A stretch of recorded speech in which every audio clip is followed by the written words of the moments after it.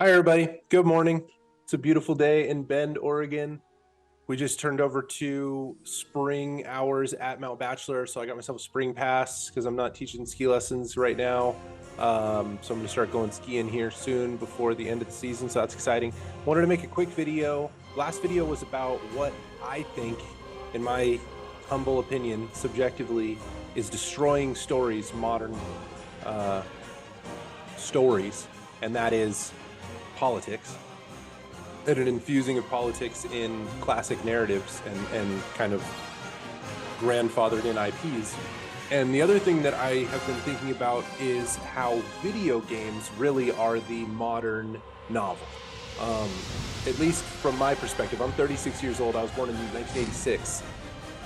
The great stories that I've enjoyed, for the most part, in large part, have been video game experiences. Now, I've seen great movies that I, deem are great. Um, uh,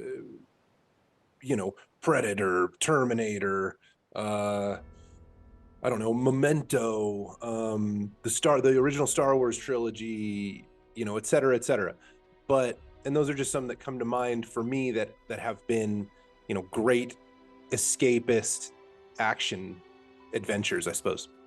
Anyway, video games for me have been almost more impactful than the best books and the best movies that I've seen in terms of narrative journeys that they've taken me on. So once again, I've employed the aid of ChatGPT to help me talk about this issue or this topic.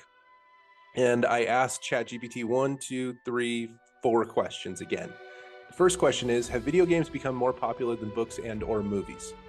I thought it might give me some telling statistics that video games are tangibly more popular than books and or movies. I didn't drill too far into like the sales data and stuff like this, but what it did say is, and I'll paraphrase, according to a report by the Entertainment Software Association in the United States alone, again, a country that has about 300 million citizens, 214 million people play video games. So, over 2/3 of all people in the United States play video games. This represents a significant increase from previous years. Doesn't mean that video games have surpassed the popularity of books and movies, to be fair, but video games are an extraordinarily popular medium for communicating story and are rising in popularity. So I thought that was interesting. Well, I suppose another part of this answer that I should speak to, they also appear to a broader demographic range than video games. They're talking about books and movies, which tend to be more popular among younger generations. Although I think that's changing as gamers are getting older. Now people born in the 80s and 90s are getting into their, late 20s and 30s, and we no longer represent kind of the youngest of the generations, and we still are a healthy video gaming population. Many video game blockbuster releases generate revenues that rival or even surpass those of major Hollywood movies. So that's interesting. It was all for nothing. Second question. Do video games do a better job communicating or telling stories than other form of entertainment? Video games have a unique ability to tell stories in an interactive and immersive way, which can be very engaging and compelling for players. So there's a lot of tangents that I kind of want to go on in exploring this issue. Number one, I think, to speak to the previous question to ChatGPT, are video games more popular than books and or movies currently? I think I would be remiss if I didn't speak to esports as the titan that they are. Esports are truly global, from South Korea to China to America to South America to North America, South America, etc. Certainly Europe, North Africa. Video gaming is extraordinarily popular, and competitive video games specifically is a huge industry. I don't have the statistics in front of me, but I'll let you do your own research and not take my word for it. But video games are certainly a huge industry now. The other question that I have then becomes, are video games better at telling stories? Again, they're interactive and immersive, but I think the important part is, instead of this idea of the protagonist in a woke film needs to look like me so I can identify with them, video games go one step further and you are the protagonist, right? You literally have the agency in choosing what direction to go in the story. That's a powerful experience. In the way that books allow you to fill in the gaps of your visual imagination, video games literally let you go on the journey. The third question I asked her, what are the greatest 10 video games of all time? ChatGPT said, defining the greatest video games can be subjective and may vary, but the ones that they chose, that they being ChatGPT, are Super Mario Brothers, the 1985 version, the original Super Mario Brothers, Tetris, 1984, Legend of Zelda: Ocarina of Time, a game that I went on the journey of and loved. I don't know very many people who wouldn't say that Ocarina of Time was one of the great games of all time. Grand Theft Auto 5. I don't know that I remember which one was 5, but I played one of the Grand Theft Autos. I think one of the first ones. Minecraft is a sensation. Half-Life 2, Portal 2, Red Dead Redemption 2, I'm playing that now. Mass Effect 2, I'm playing the Mass Effect trilogy as well. The Last of Us, 2013. I also asked, in addition to the greatest video games, what are the best stories in video games of the past 20 years? It said, again, couched in the explanation that it's a subjective topic, The Last of Us, Red Dead Redemption 2, BioShock, Mass Effect 2, The Witcher 3, Wild Hunt. I played that. I didn't finish it, but because there were just so many map markers, I kind of got lost in the sauce, but that was an unbelievably well-written game. Metal Gear Solid 5, The Phantom Pain, I'm playing that right now. Great franchise, Metal Gear Solid. Spec Ops: The Line, I've never even heard of that. Life is Strange, I know that won Game of the Year. Nier Automata and Portal 2. These are just a few examples, and there are many other video games with compelling and memorable stories, right? So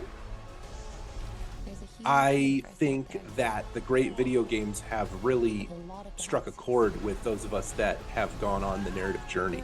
And then I asked, what are the games of the year in the past 20 years? With Legend of Zelda Wind Waker, Half-Life 2, Resident Evil 4, I know that just got a remake. The Elder Scrolls Oblivion. The Elder Scrolls was a real sensation in one of the first kind of Dungeons and Dragons open world, whether it was Morrowind or the other Elder Scrolls games. BioShock, Fallout 3, Uncharted 2, Red Dead Redemption. I played the first, or maybe I played Red Dead Revolver. But anyway, those are great games. You go on a journey to get back your father's gun from a bad guy. From what I remember. Another Elder Scrolls game, Skyrim, that was a 2011. 2012, Journey, I've never heard of that. 2013, Last of Us. I'm playing 2014's Game of the Year right now, and it is very good on the Xbox Series X, Dragon Age Inquisition. It's much like the subsequent year, 2015's Game of the Year, The Witcher 3 Wild Hunt, but it's a kind of CRPG style. Dragon Age Inquisition is where you have a full party of people that you're go adventuring with. I really enjoy Dragon Age Inquisition. I'm going to go back to playing it in a moment. 2016, Overwatch. 2017, Breath of the Wild. Tears of the Kingdom. I heard a thing that people all of us thought it was Tears of the Kingdom, the sequel to Breath of the Wild, and it was insensitive to release game footage right around the time that Queen Elizabeth passed. But now I'm hearing that it's Tears of the Kingdom because there's the Sky Realm, the Earth Realm, and the underworld. 2018, God of War. I played the, I don't know if that was the original or not, but I played God of War. I don't have a PlayStation now. I have Xbox, so I don't have God of War now, but that was great. Sekiro, 2019. Unbelievably challenging, but probably the most satisfying combat mechanic game I've ever played. I know we're still talking about stories, and of course, all of these Game of the Years are steeped in unbelievably rich storytelling, as good as any great novel, I would contend, or any great blockbuster movie. But Sekiro specifically, I played Elden Ring, as a lot of us did. This list of Game of the Years only goes up to 2020, but 2022's was Elden Ring by From Software. I enjoyed Elden Ring so much, even though it kicked my butt and I had to summon co-op players to help me beat some of the last bosses. So, you know, judge me as you will. But then I decided to play From Software's back catalog. So I played Sekiro, beat it. Very, very fun game. Anybody that knows Sekiro knows what a brilliant accomplishment the fight mechanics are in that ninja game. Or no, he's a shinobi. It's really a rhythm game inside of a shinobi, but like a ninja story. It's very abstract. From Software is famous for having kind of piecemeal stories, but there is still rich lore if you read all the item descriptions and stuff. 2020, The Last of Us Part 2. So I just wanted to make this video and celebrate my love of video games, acknowledge that there's, you know, another 999,000 people out there that must feel the same, and just speak to how video games are not going anywhere anytime soon, and maybe video games are the new medium for communicating the great stories of our time. So anyway, thank you for watching. I appreciate you guys. Much love. I'm going to keep the content coming as the inspiration finds me in that place between waking and sleep, and see if I can't bring some value to the interwebs. Thank you guys so much for watching. Love you. Catch you on the next video.